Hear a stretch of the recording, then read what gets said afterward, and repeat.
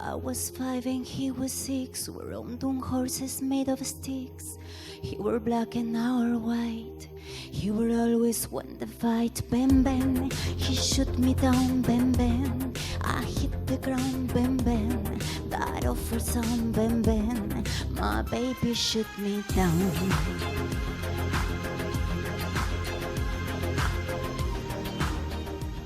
Muy pero muy buenas noches, arrancamos nuestra edición de Bar Conspiración. ¿Cómo les va? ¿Cómo están ustedes? Bar, dice con B corta. El bar con B corta. Luz Marian, ¿cómo estás? Buenas noches a todos, encantada de estar acá. Hoy fue brevísimo, ¿eh? El arranque. Sí, cortito y al pie. Hay una agencia informativa en el norte que se llama Buquimí, ¿verdad? Y tiene la característica de poner información así al instante de lo que ocurre, no sé si en Pedro Juan Caballero sí, o en toda la zona norte, Capitán Vado, un poco Casi en tiempo real y con video, ¿no? Una cosa violenta, es impresionante, ¿verdad? Cómo las redes sociales han constituido un estamento para una nueva forma de hacer comunicación en medios. Es correcto. Con a veces muchas limitaciones y a veces también con cierta irresponsabilidad. Y a veces te preguntas si son medios de comunicación. Sí, yo creo que les queda... Sí. Hay momentos y momentos. Esos no son medios. Pero bueno, es la cruda, a veces es como la crudeza total. En realidad no son medios, son fines de comunicación. Claro, son fines de comunicación, sí señor. ¿Cómo están? Bien, todavía lamentando el robo de anoche, pero ¿Verdad? ¿verdad? No el robo. A la larga, vamos o no a preguntarnos si es mejor este método o el método Tradicional, sanguíneo de fallar o no fallar era como más No, emotivo. a la larga las nuevas generaciones ya van a crecer adaptándose a esto y van a tomar como normal esto. Es la misma disposición que habrá tenido el que se imaginaba que las tarjetas amarillas y compañía eran no útiles. Probablemente, sí. Es natural que se vaya adaptando al deporte, por más que sea argel a veces. ¿Con qué tema arrancamos hoy? Con un tema argel precisamente, porque lo que nos pasó esta semana fue que hablamos y mucho, y creo que aún así poco, sobre lo que corresponde en lo que pasa en las penitenciarías, Augusto. Lo del domingo pasado fue una calamidad absoluta y creo que imborrable por mucho tiempo, por lo menos, con el sistema penitenciario. Entonces, invitamos a dos personas como para conversar sobre el tema y expandir un poco la idea más allá de ese hecho. En particular, el general en situación de retiro Alfredo Machuca y la ex viceministra de Política Criminal, la doctora Cecilia Pérez. Ambos nos comentaron antes del programa que hay un intenso debate en la agenda nacional en relación a este asunto. Sé que han sido intensamente convocados por los medios también. Y eso denota un interés de los medios que va más allá del hecho en sí de lo que pasó en la penitenciaría, digamos, ¿no? Creo que nos asustó a todos, Augusto. Sí, eso es lo que pasó, realmente. Nos asustó a todos. Aparentemente hay un enfoque hacia el tema de la ley que sostiene este sistema, doctora, y que la necesidad de revisarlo, ¿no? Sí, buenas noches a ¿Cómo todos. le va? ¿Cómo Gracias por la invitación. De hecho que el día de hoy, en horas de la mañana, dos senadores de la bancada de PDP presentaron un proyecto de ley que modifica la versión actual del artículo 245, que es la que saturó las penitenciarías desde el año 2011 que fue promulgada, ¿verdad? Los números hablan por sí solos. Antes del año 2011 había épocas o momentos en los cuales disminuía o volvía a aumentar la población penitenciaria, y desde el momento en el cual esa ley se promulga se dispara la tasa de prisionización al punto de existir informes del Mecanismo Nacional de Prevención de la Tortura que señalan que en los últimos 2 años se ha cuadruplicado la población penitenciaria.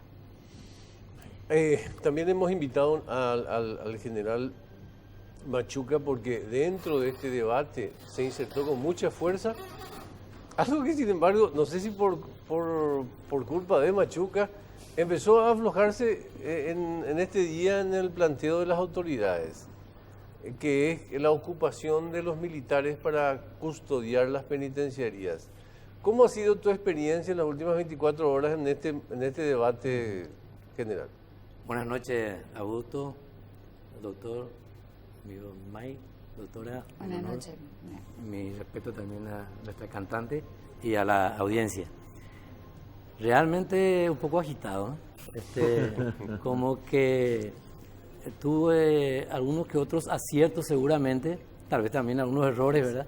En aquel programa tuyo con la 970, que a partir de ahí realmente tengo bastantes oportunidades de acercarme a la audiencia, a la sociedad toda, ¿verdad? Y es un honor para mí, y espero no defraudar. Lógicamente, así como está planteado el escenario, no es un escenario para un militar, para las Fuerzas Armadas de la Nación. No es función del personal militar en actividad prestar atención a este escenario, en particular empleando elementos, por ejemplo, de fuerza. Estaríamos violando en primer lugar la propia Constitución Nacional y un convenio muy importante que está en plena vigencia, que es el Pacto de San José de Costa Rica, que establece claramente de que la fuerza no debe ser utilizada en los institutos penales, salvo que sea extremadamente necesaria.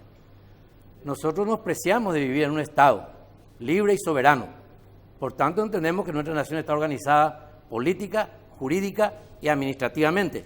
Ahí vamos a encontrar en esa organización que tenemos un Ministerio de Justicia, que depende de un órgano del Poder Ejecutivo. A cargo de este Ministerio de Justicia se encuentra la Dirección de Institutos Penales, con una estructura organizativa también, a su nivel, que es la responsable, la encargada de todo lo que hace al sistema penitenciario, al régimen penitenciario y el cumplimiento de todo lo que está escrito como Estado organizado, política, jurídica y administrativamente.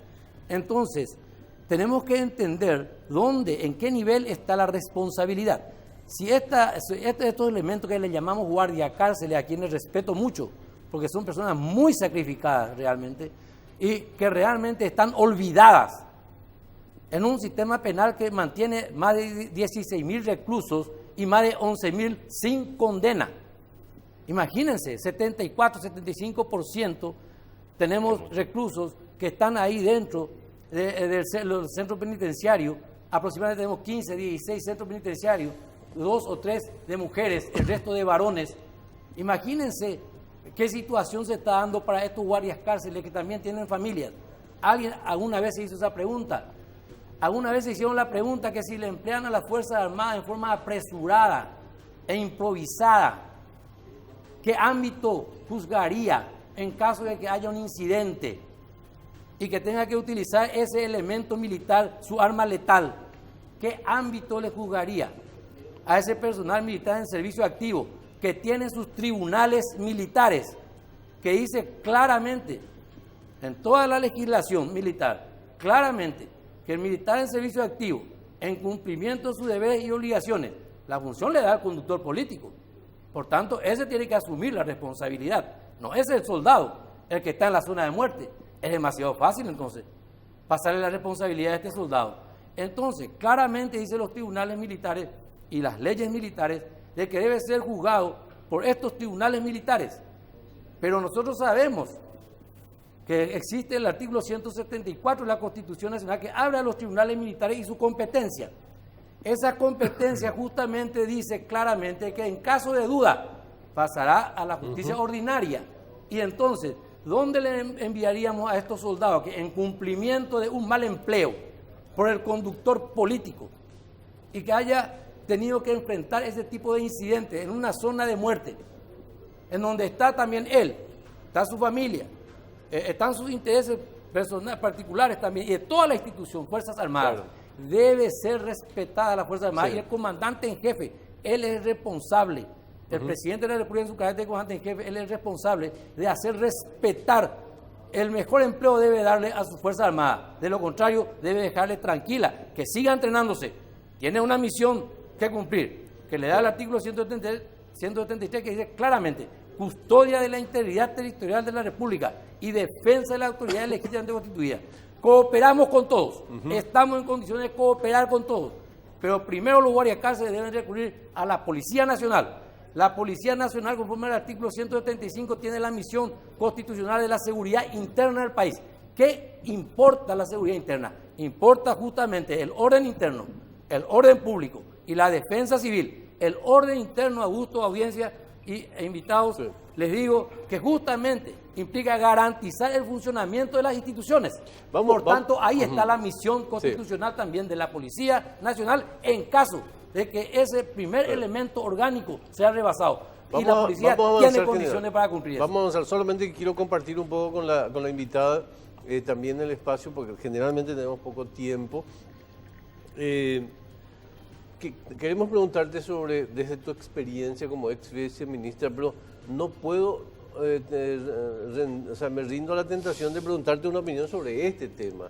¿Qué opinas sobre la cuestión de los militares custodiando las penitenciarías? Bueno, para comenzar, el concepto de que el servicio penitenciario es un servicio netamente de seguridad es lo que nos llevó a este punto, ¿verdad? Más allá de que podemos discutir que hay hacinamiento, hay sobrepoblación y que solamente se puede trabajar porque uno trabaja propiamente con la persona para rehabilitarla internamente para que pueda después ser resocializada con la persona condenada. Y nosotros tenemos un porcentaje excesivamente elevado de personas privadas de libertad que no tienen condena, con quienes la ley y la Constitución no nos permite trabajar, ¿verdad? O sea, no puedo tratarle a alguien que no está condenado todavía cuando que se le priva de la libertad durante el proceso. Entonces ahí tenemos un problema, pero yendo un poco a lo que dice el general, el pensamiento, o sea, el enfoque hoy en día a nivel mundial es que el servicio penitenciario es un servicio civil, netamente civil, ni siquiera la policía. Y vengo al tema, ¿verdad? Porque la policía tiene un manual de uso de la fuerza que es el que se regula en situaciones extremas. Ese manual de la policía debería otra vez de ser adaptado al servicio penitenciario, porque el servicio penitenciario, como última medida, mucho más allá del policía que trabaja en extramuros, tiene que implementar el uso de la fuerza, al punto tal de que nosotros sabemos que el manejo de armas dentro de los centros penitenciarios se hace con balines de goma. Ni siquiera podemos estar a los tiros y matando gente con balines de plomo, porque lo que se busca es controlar la situación. Ya la persona privada de libertad técnicamente está en situación de vulnerabilidad porque está presa, está bajo la custodia del Estado. Entonces, el representante del Estado dentro de los centros penitenciarios es el agente penitenciario. Y el agente penitenciario no puede estar tiroteándole al interno cuando hay una indisciplina o hay un riesgo de descomposición de la situación interna. Ahora, dicho esto, nosotros habíamos trabajado con la policía cuando nosotros estuvimos hicimos un plan piloto porque iniciamos una de las bases de la reforma penitenciaria es la formación y la capacitación del personal que va a ingresar a los centros penitenciarios. Acá hay que comenzar de cero, o sea, hay que contener lo que existe y trabajar y aprovechar las nuevas penitenciarías que van a ser construidas, que era lo que nosotros habíamos proyectado, y trabajar paralelamente, básicamente o como un pilar importante, la formación del personal penitenciario. Y en esa formación nosotros tuvimos apoyo irrestricto y tengo que decir totalmente incondicional de la Policía Nacional, porque los instructores de la ICEPOL trabajaron con técnicas de uso de la fuerza y formación de uso de armas, ¿verdad? Y en todo un esquema de seguridad dinámica para que el personal penitenciario trabaje y utilice como última medida la fuerza internamente, ¿verdad? Entonces, no puedo más que estar de acuerdo con lo que dice el general. Creo que explicó acabadamente los artículos de la Constitución que se violan con esto. Y además, ellos no pueden ingresar a los centros penitenciarios, estarían custodiando perimetralmente. Y bueno, entonces, ¿cuánto del ejército utilizaríamos si necesitamos mínimamente unas 10 penitenciarías más para paliar la situación? Porque no vamos a dar abasto, pasando un poquito al tema de la construcción de las nuevas penitenciarías, si no hacemos un cambio legislativo. Por la cantidad de ingresos masivos que tenemos dentro del sistema, ninguna cárcel va a aguantar. Entonces, ¿cuánto del ejército vamos a terminar usando o vamos a empezar a formar más militares o gente del servicio militar obligatorio que encima otra vez tiene la objeción de conciencia para resguardar el perímetro de las penitenciarías? Creo que es un poco descabellado, ¿no? Y sin cumplir con la finalidad, Porque porque el problema está adentro, en el interior, adentro. no está en el perímetro. Cecilia, cuando hablamos, una de las cosas que decías es reforma penitenciaria, pero hoy mismo nomás vimos que le llevan preso a 2 personas bajo un supuesto hecho de sedicionismo y directo se los lleva a una penitenciaría porque supuestamente habría riesgo de, no tiene arraigo. No hay Punto intermedio. punto intermedio para el que roba gallina y se le sienta al lado de un narco. Entonces, eso es básico y fundamental. Yo no sé si el concepto está mal, la ley se aplica mal, se entienda como se quiere. ¿Y eso de dónde viene? ¿Esa falencia de dónde viene? ¿De la aplicación, de la enseñanza? A mí me asustó este tema. Nosotros tenemos un problema regional, ¿verdad? El último evento regional que se hizo fue en Costa Rica en el mes de agosto del año pasado, en el que yo estuve presente, como yo soy miembro de un comité internacional que es latinoamericano, en el que se discutió si más presos implica más justicia. El taller se llamaba Más presos, más justicia. Y ahí se analiza la prisión preventiva y una suerte de poder mediático, ¿verdad? Entre los medios hay también un reflejo de la cultura de la gente de que queremos resolver todo con cárcel. O sea, cualquier cosa y es atacumbú, y no es solamente mandar los presos, sino cerrar la puerta y tirar la llave. ¿Por qué decimos eso? Porque el que vaya es, para muestra basta un botón. Hay gente olvidada dentro del sistema. Entonces, para aplicar la prisión preventiva hay presupuestos que esta ley de la que estuvimos hablando al principio le resta al juez la facultad de analizar, porque le impone en ciertos casos, o en este caso ya es la mayoría de ellos, la prisión preventiva. Pero también hay falta de conocimiento, de capacitación, y también entre los órganos que integran los auxiliares de justicia, le decimos nosotros juez, fiscal, etcétera. Pero la falta de arraigo es el tercer o cuarto elemento que yo voy a analizar. La falta de arraigo se analiza si hay peligro de fuga. ¿No se le puede haber dejado en la comisaría, por ejemplo? No. Primero, no es un hecho punible grave. Por eso. Comencemos por ahí. El artículo 242 habla de, primero, que tiene que ser un hecho punible grave. Segundo, que tiene que ser necesaria la presencia del imputado y tiene que haber un vínculo. Por lo menos tengo que tener algún elemento que me diga que él es autor de ese hecho. Porque puedo tener un homicidio, pero el detenido no está vinculado con ese homicidio o no tengo nada que implique que él haya sido el autor. Entonces ahí voy a tener un problema con el segundo presupuesto.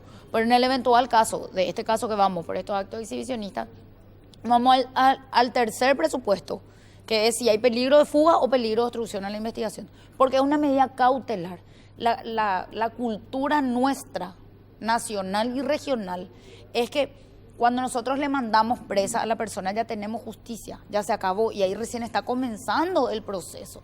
Y también voy a mandarle nomás preso para calmar las aguas porque me van a armar un escándalo y me van a llevar al jurado. Hoy en día, Ese es todo un tema, ¿eh? Sí, es una reacción también ante la presión. En realidad el verdadero jurado de enjuiciamiento de magistrados es la prensa. Sí, claro, así mismo.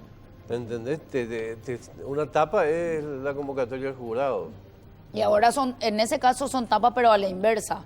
Y yo lamento muchísimo la muerte de estas personas, pero es la primera vez, siempre cuando yo estaba en el ministerio y hablábamos de estos temas, hoy estábamos diciendo con un grupo de gente que siempre discutimos lo mismo, parecía que predicábamos en el desierto. Ahora uno habla de la tasa de prisionización, de reforma penitenciaria, y hoy parece la panacea, ¿verdad? Pero hace un año, Augusto, nadie quería ni escuchar porque no vende. O sea, ¿a quién le importa el preso? Y cuando hablo de eso, hablo de una discriminación dentro del Estado paraguayo, porque a mí me cupo ser testigo de cómo los demás órganos del Estado no quieren saber nada de invertir en la persona privada de libertad. Algunas veces las reacciones eran hasta de asco, cuando uno planteaba en una mesa interinstitucional en qué parte o cómo cuadra en este esquema la mujer privada de libertad o el hombre privado de libertad en tal o cual circunstancia, ¿verdad? Y a veces la reacción era tan espontánea, no, ellos no están incluidos. ¿Y por qué no van a estar incluidos en esta política pública de lo que fuere, ¿verdad? Entonces, después viene el comentario, ¿verdad? ¿Para qué lo que vos te metes a trabajar con los presos? Ese lugar es horrible, que haces ahí perdiendo tu tiempo. Pero esto es un tema de seguridad nacional y también es un tema social. O sea, nadie lo hace por hobby, digamos, lo hace o por vocación o porque el cargo público te puso ahí también, ¿no? Tenemos que hacer una pausa, hay más temas que conversar sobre este asunto, ¿sí? Ya volvemos.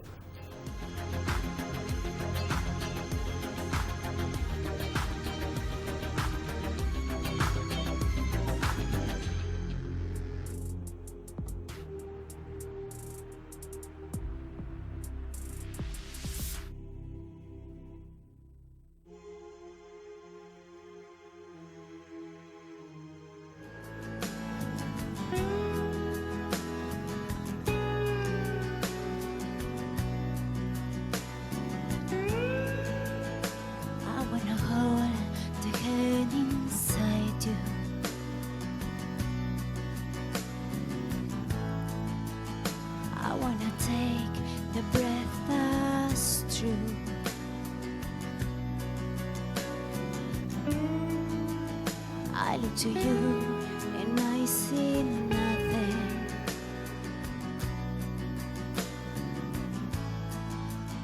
I look to you to see the truth. Seguimos en el segundo bloque de Bar Conspiración, caballeros. Le vamos a poner un cartel acá de Sí. no hay wifi adentro ustedes. Sí, Se la vamos a hacer. Qué botón que sos, Gerardo. No, me mordió un Felipe Oroso.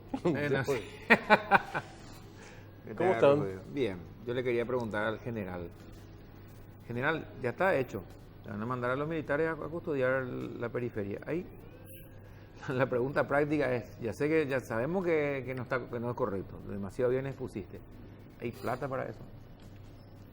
O sea, ¿tiene cobertura el ejército para hacer eso? En primer lugar, al ejército, o sea, a las Fuerzas Armadas. Las Fuerzas Armadas. Se le ha recortado todos los presupuestos. Por eso.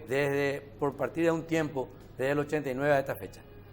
Cada año, la institución que más es afectada por los recortes presupuestarios son las Fuerzas Armadas de la Nación.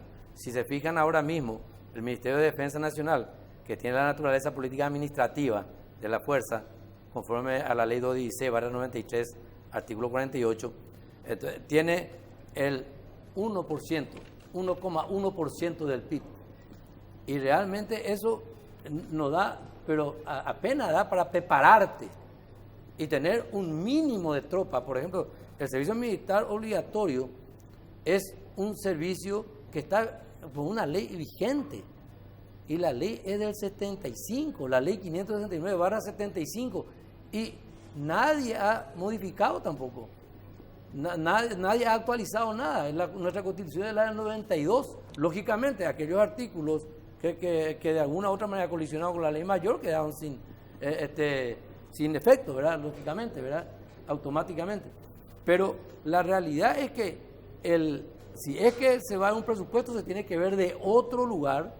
El señor presidente de la República, en su carácter de administrador general del Poder Ejecutivo, porque él es el que al final va a asumir esa responsabilidad histórica del mal empleo de un elemento que la propia Constitución le pone conforme al artículo 38, numeral 9, que es el comandante en jefe de las Fuerzas Armadas de la Nación, cargo que no delega.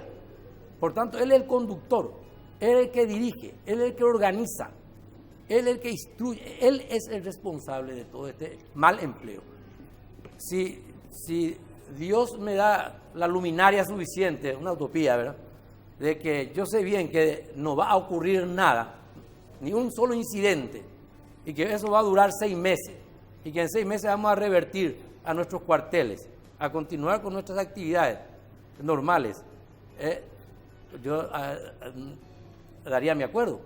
Pero ¿quién te garantiza que una vez que esté desplegado tu fuerza en el perímetro, como bien coincido plenamente también con la doctora, lógicamente, porque habló con mucho criterio y con legalidad, con la ley en los labios? Entonces, nosotros podemos interpretar de que es una medida simplemente para como que aquel que se ve con una polvareda muy fuerte enfrente y como que quiere solucionar eso con un balde de agua. Cuando se trata de seguridad, para la gradería. cuando se trata de seguridad Va a salir perimetral, peor. ¿qué es lo que puede hacer las Fuerzas Armadas que no puede hacer una buena muralla, un buen O un buen retén o policial. la Policía Perdón, Nacional? retén policial. O la Perdón, Policía pero la Nacional muralla no. no te van a cagar a tiros si es que ¿Sabe te qué? escapas. Esa es No, la pero única espera, diferencia. no. Y la, hago- la hago- milicia tampoco, ese es el escúcheme, tema. hago- ¿Por qué no? Hago Ellos esta Ellos ironía, están, hago pero esta ¿por qué no ironía. hacen? Ese fue el tal vez. problema. Pero Hago lo que esta dijo. ironía para No, señalar. él dice que va a ser un problema si lo hacen, pero si yo estoy en función militar y a mí me dicen vos tenés que proteger este área, alguien viene en función de ataque y yo le tengo que disparar, viejo. ¿Qué voy a hacer? No le voy a poder andar. Cualquiera que intente Pues toda la policía afectar tu está misión para nada. va a ser repelido. Cualquiera que intente. Ahí está. Pero entonces la policía porque, está para nada. Porque no, la policía tiene una estructura suficiente, tiene la FOPE, tiene la GOE, tiene los cascos azules. Miren, Le está si usando a la realmente milicia para declarar- hacer ruido. Vamos a declarar crisis penitenciaria. Entonces, ¿a qué ley vamos a referirnos? Vamos a referirnos entonces a la ley 1337/99 de Defensa Nacional y Seguridad Interna, artículo 47. ¿Quién es el que declara la crisis a nivel de seguridad interna? Es el señor ministro del Interior. es el señor ministro del Interior. Y en caso de que declare la crisis penitenciaria por una cuestión de seguridad nacional, como bien lo expresó la doctora, entonces eso se respeta porque tiene un respaldo legal.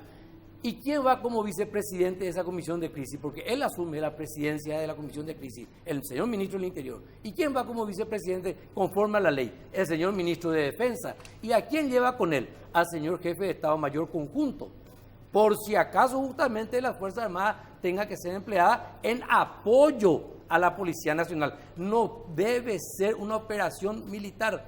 Hay que hacer la diferencia de lo que es una operación militar y lo que es una operación policial de seguridad interna, en este caso garantizar el funcionamiento de una institución tan importante y tan sensible como son los institutos penales. Y ni pensar si es que hay una muerte bajo estas condiciones. Si hoy nosotros nos exponemos, porque hay personas, por más procesadas o condenadas que estén, que han fallecido bajo custodia del Estado, en manos de otros internos, por decirlo de alguna manera, y ya nos estamos exponiendo porque están bajo custodia del Estado, igual el Estado es responsable de una demanda internacional. Claro. Quiero ver lo que va a pasar si un militar le dispara y le mata a un interno en tiempo de paz.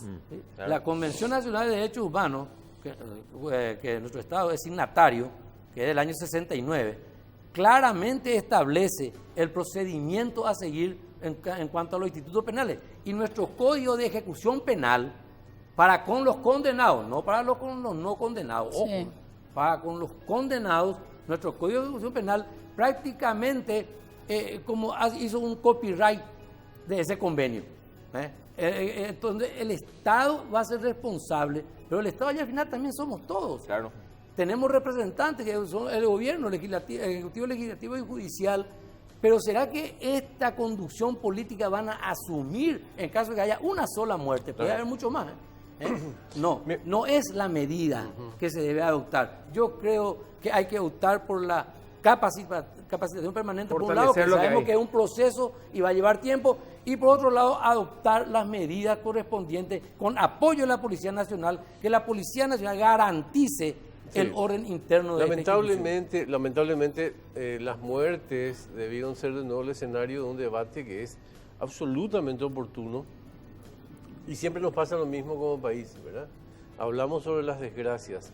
Doctor, ¿usted quiere agregar algo más a todas estas reflexiones? Es necesario hacer un plan que implique medidas a corto, mediano y largo plazo. Una de ellas es la ya asumida por el Congreso el día de hoy, porque aquí Augusto, May, Mime y General, acá hay una responsabilidad del Estado paraguayo. Esto tiene que ser, la reforma penitenciaria, se tiene que plantear y se tiene que hablar de reforma penitenciaria. No nos queda de otra. Y tienen que trabajar y asumir su parte o su cuota los demás órganos del Poder Ejecutivo, porque acá el tema penitenciario no es una cuestión del Ministerio de Justicia, que entre paréntesis siempre fue un ministerio pobre presupuestariamente y pobre en capacitación y formación técnica, porque esto es un trabajo que tienen que hacerlo los técnicos. Hay una decisión política, pero sobre la base de números y de cuestiones técnicas. No podemos seguir haciendo lo mismo y esperar resultados diferentes, es una locura, ¿verdad? Pero cada poder del Estado tiene que asumir su cuota de responsabilidad y trabajar sobre eso. Si hay leyes que hay que cambiar, bueno, que se plantee la modificación. Si hay medidas que tiene que tomar el Poder Judicial, porque el Poder Judicial tiene acá una cuota importante de responsabilidad en lo que tiene que ver con la mora judicial y con las condiciones de trabajo que tienen los jueces y los magistrados, desde capacitación hasta infraestructura, etcétera. Y el Poder Ejecutivo no dejarle solo al Ministerio de Justicia, porque siempre el Ministerio de Justicia ha sido el responsable de todo y nunca nadie le ha dado apoyo, comenzando por el Ministerio de Hacienda, que le retasea el presupuesto para todo, porque si tengo poca plata y tengo muchas necesidades, siempre los presos son los de la última fila, ¿verdad? Entonces, cada uno asumir su cuota de responsabilidad y trabajar como una política de Estado. ¿Por qué? Porque nosotros no tenemos pena de muerte y no tenemos cadena perpetua. Esas personas el día de mañana van a salir y nosotros tenemos la obligación de que salga la mejor versión de ellos, o si no, esto va a terminar como Honduras o como El Salvador. Eso es lo que nos espera. Les agradecemos muchísimo el tiempo esta tarde y esta noche. Creemos que nunca es tarde para cambiar, digamos, nunca es tarde para cambiar las estructuras.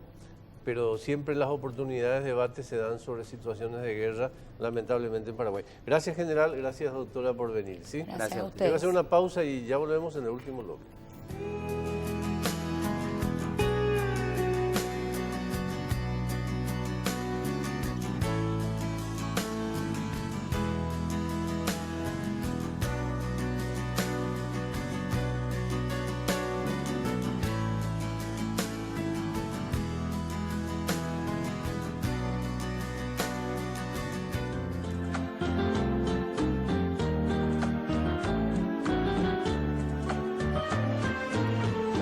Ya no estás más a mi lado, corazón.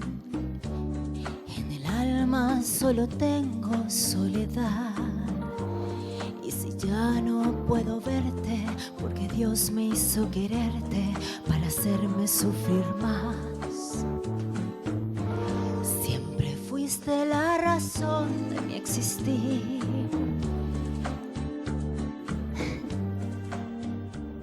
Volvimos, estamos haciendo Bar Conspiración. Los Mares Nachajón, como todos los jueves, acompañándonos. Pueden seguirla en todas las plataformas musicales y también en las redes sociales como @luz_marian_nachajón. El señor Edu nos preparó un trago fenomenal que saben que puede terminar en Escocia, porque están en la final de los bartenders. ¿El trago o Sí, el el domingo se define si Edu nos deja en bola. El domingo se decide si vamos a representar al país.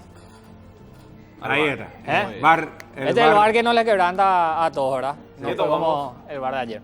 Bueno, hoy estamos con nuestro ya conocido, ¿verdad? El más preferido para la previa del asado, el Ron Fresh, que es una parte de Habana Club 7 años y 5 partes de refresco de pomelo.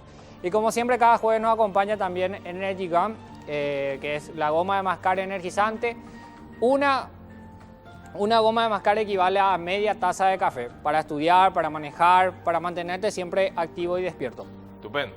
Bueno, Excelente. yo creo que plantamos un arbolito interesante. Yo creo que sí. Yo hay creo que vamos a futuro. celebrar el domingo se decide, así que Hay futuro, hay futuro. hay futuro. ¿Con quién estamos, Mike? Señor, está el presidente de la Unión Industrial Paraguaya, el licenciado Gustavo Volpe, para conversar. Hay, la verdad que varios temas, no sé si nos van a dar el tiempo, pero está con nosotros el licenciado. ¿Cómo está, Y presidente? agradecemos mucho su tiempo en un día buenas noches. muy intenso. Gracias Encantado por venir. de volver a estar aquí en el Bar Conspiración. Muchas gracias, muchas gracias. Hubo anuncios en el sector oficial al respecto de políticas de inversión, estamos con novedades en materia impositiva, un panorama de eso para arrancar con algo sencillo. Sí, cómo no. En primer término, que como todos saben, el mundo está en crisis económica. Y digo el mundo porque China tiene problemas, Europa tiene problemas, Estados Unidos también, y ni qué hablar Brasil y Argentina. Y entonces eso nos pega en cierta medida también a nosotros, que somos un país pequeño y que vivimos en el mundo. Lamentablemente no tenemos una caparazón de vidrio para poder aislarnos de los problemas.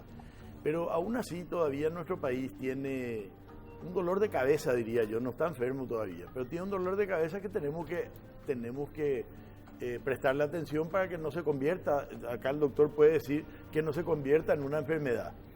Entonces, obviamente hay una serie de medidas que quiere tomar el gobierno que también son parte de cosas que se han arrimado con los diferentes gremios y que se prestó atención y que hay un proyecto y bueno, en definitiva abarca varios sectores. Y bueno, ayer ya tiene media sanción, ya se sancionó, o sea, se aprobó en senadores la reforma tributaria que veníamos trabajando desde el mes de noviembre del año pasado. De modo que creo que ya tiene que ir ahora solamente a Cámara de Diputados y bueno, y ahí probablemente va a ser aprobada la reforma tributaria que después tiene que ir al Poder Ejecutivo para su promulgación. Ahora, uno dice, de repente hay muchas voces que se oponen porque el clima mundial y sobre todo el clima del Paraguay no da para aumentar los impuestos en este momento. Obviamente eso va a depender de la habilidad que tenga el Ministerio de Hacienda en poder retrasar la implementación, que lo puede hacer tranquilamente, ¿verdad? Ahora, por otra parte sonaban otras campanas.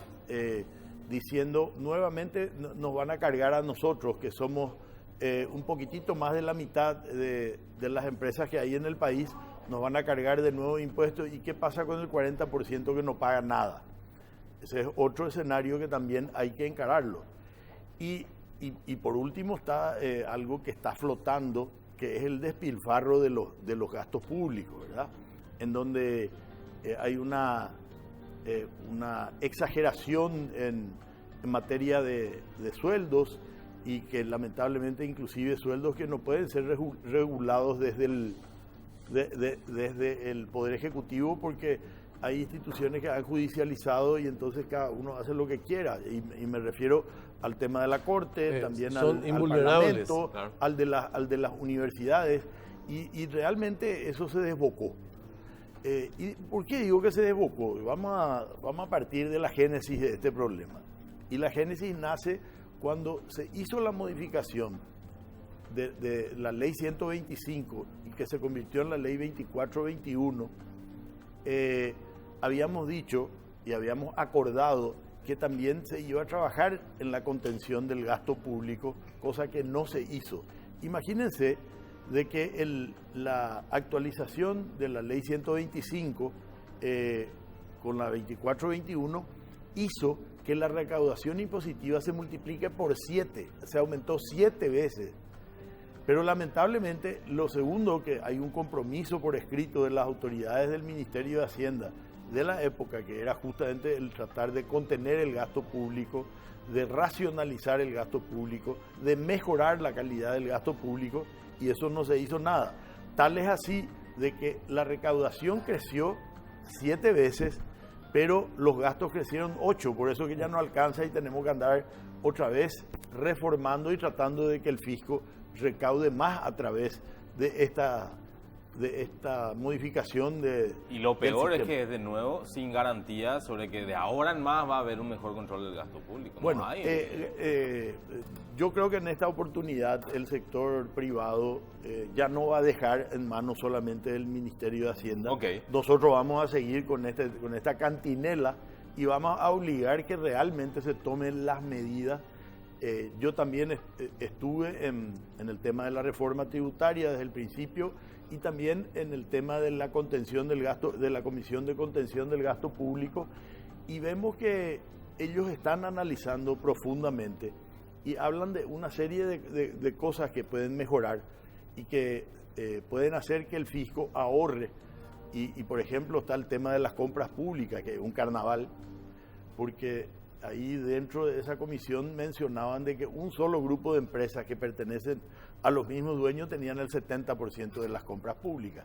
Entonces, eso que nos lleva a determinar, no a pensar, a determinar de que hay componenda. En el mejor de los casos hay componenda para que esto ocurra. Y bueno, la prueba está en lo que ocurrió ahora en el tema del IPS, ¿verdad? En donde se están destapando otras cuestiones que también son preocupantes. Entonces, si llegamos realmente a regular la ley de contrataciones públicas en una mejor forma, y si definitivamente se hace un trabajo de analizar racionalmente y se logra acuerdos con el Parlamento, con la Corte Suprema de Justicia y también con las universidades, de regular y de evitar de una vez por todas que el Estado sea el gran patrón en este país, porque ese es el problema. Resulta que asumen los políticos y obviamente quieren darle cargo a la gente que le ayudó a estar en el poder, y entonces ahí se desboca. Pero pagar las deudas. Lo peor de todo esto es que lo que explica muy claramente en este último punto el presidente es el mejor de los casos. Sí, el mejor de los casos es el político que le quiere ayudar. Que le da trabajo. El que le da trabajo al que le ayudó en la campaña. El peor de los casos le da salario, vamos a aclarar, le da salario, no trabajo. Le da salario. Le da salario. Es cierto, muy correcto. Pero el peor de los casos, por ejemplo, el que le da negocio. Es el que toda esta semana publicó el diario La Nación. Pues así mismo. El que directamente le da salario a la esposa, a la cuñada, familia completa, a la suegra, al perro, al amante, al profesor de taekwondo. Ese es el peor escenario, ¿verdad? Así es. No, claro, no, y todo forma parte de la misma situación de un país pero me gusta consumido por lo del el apriete y el golpeo, Augusto. un país consumido por clientelismo político, Totalmente. que es lo que marca el mapa. Pues, presidente, ¿tienen esperanza de que esto va a mejorar? Sí, claro, la esperanza es lo último No, que se pero pierde. ya sé, lo último que se pierde, pero es una frase consabida, pero administrando realidades con el presente que tenemos y con el presidente que tenemos. Pero yo creo, sinceramente yo creo de que hay buena intención, hay voluntad política y yo les puedo decir que estoy hace muchos años detrás de uno de los principales flagelos de nuestra economía, que es el contrabando. Hay decisiones, hay bajada de líneas que sin preocuparle los golpes que pueda tener, porque están, digamos, tratando de ordenar la casa, y sabemos bien de que normalmente un presidente que se pone en esa postura recibe críticas y recibe golpes de sus propios correligionarios. Entonces él está dando instrucciones que están dando resultados, Claro. y que sabemos perfectamente bien, y es donde nosotros trabajamos para que no retroceda en su posición, porque el tema del contrabando en este país tiene muchos años, es del siglo antepasado. No, claro. No del siglo pasado, del antepasado. Y si no me creen, lean Infortunio del Paraguay de Teodosio González, en donde relata ya cómo era Hay el contrabando en esa desde época. cuando hay fronteras. Ahora, Correcto. Entonces yo creo que hay buena intención. Y vamos a ver si su entorno, y vamos a ver Acompaña. si su entorno, no digo lo acompaña, que no le trabe.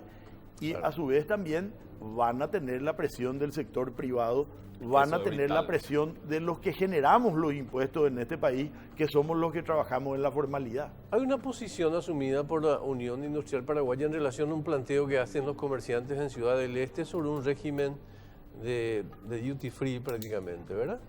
Hay una posición tomada por ustedes, ¿no? Sí, de lo poco que sabemos, porque lamentablemente esto finalmente se está decidiendo en forma aislada del resto de los gremios empresariales de este país. Y eso es lo que molesta, porque no se sabe finalmente qué es lo que se está negociando. Entonces, por ejemplo, se habla de reducciones de impuestos como el IVA, bajar del 1,5% al 1%. Yo me pregunto, 0,5% le va a dar más competitividad, va a hacer que los comercios en Ciudad del Este vendan más, porque la crisis, no vamos a engañarnos, la crisis es la gran crisis que tiene el Brasil y que desvalorizó su moneda, y entonces el brasilero no tiene dinero para ir a comprar afuera, o no le conviene comprar afuera porque los precios son muy elevados, porque ellos ganan en reales. Claro. Entonces esa es la crisis que varias veces ya ocurrió esto en esa zona, pero aparentemente en esta oportunidad la crisis es más profunda, o sea, tiene un nivel más elevado de crisis.